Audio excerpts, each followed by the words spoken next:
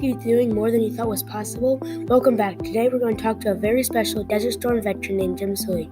Jim is so dedicated to his country, job, and family. Because of his dedication, he believes a person go the extra mile and do 120% rather than doing the traditional 100%. The dedication to my job, the motivation and the stamina to work long hours and on little sleep, and my ability to...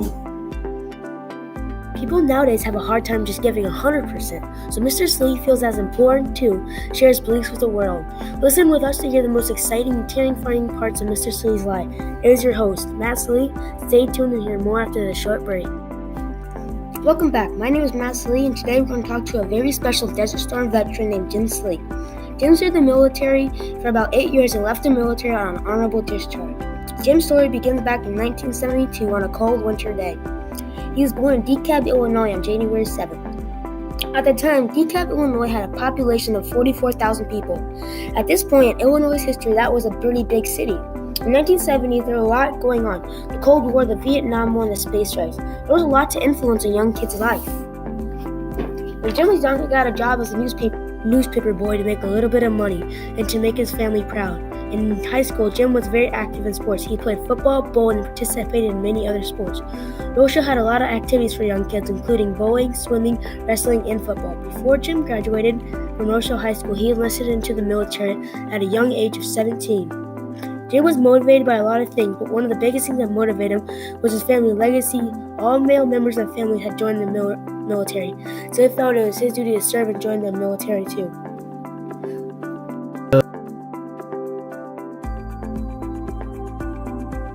Soon after he joined, Jim graduated from Rochelle High School in Stewart, Illinois with decent grades, but he was looking forward to the military. Later I found out sadly after 88 years of educating young adults, Rochelle High School was taken down due to safety issues in 2006. After high school, Jim was shipped off to Fort Dix, New Jersey for basic training for the Army. After doing some research about the Army, I found it is one of the oldest branches in the U.S. military. It has been around for 243 years. The Army is a land-fighting unit assigned to the ground to fight on the ground, which is what Jim wanted. After basic training, Jim was sent to more training for Special Force Team.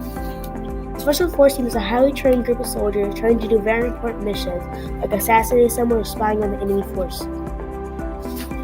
You jump out of airplanes, but you learn how to use foreign weapons. When you jumped out of airplanes, were you excited or nervous? What was your emotion during that? The first time I was nervous, but you get over it and you get used to it. Okay. Then it's fun. What was your job? One of the first jobs Jim did as Special Forces was transporting POWs. POWs stand for prisoner of war. When an enemy is captured, they become a POW. These prisoners are very important to the U.S. military because they may give important mission information about the enemy troops. Shortly after that, when Jim was in helicopter training, his unit got the word that they would soon be going to war. Now, we really weren't feeling anything. We were trained not to have feelings. So. Okay. Do you have any when you came close to people in your battalion, right? Mm-hmm. At first, Jim was starstruck about going to war, but the military taught him not to get so involved, especially emotionally involved in things.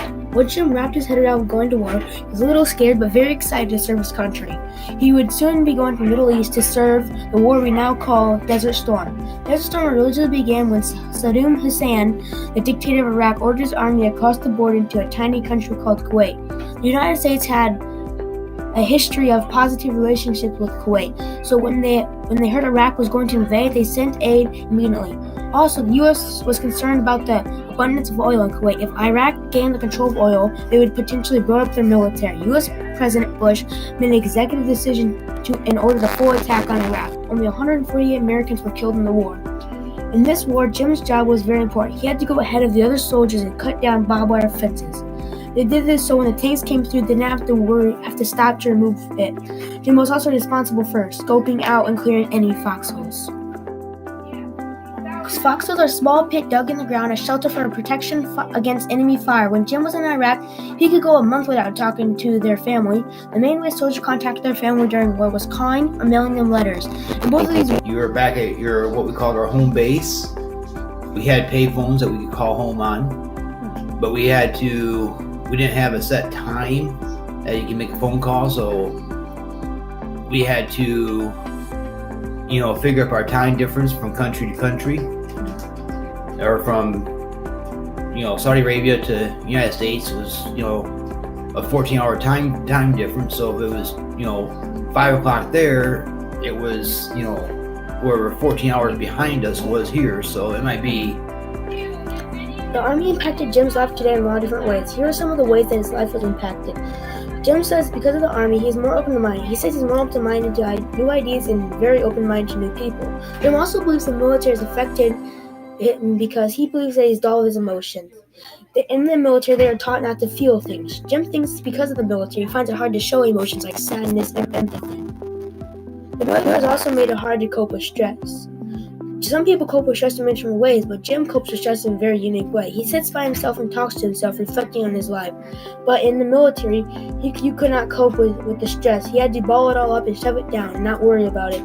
All this stress had affected his life in many different ways today. Any job, and that's what we all told ourselves this was a job, and you're trained in your mind and your body to overcome all those different obstacles. So, how did you cope with the stress and anxiety?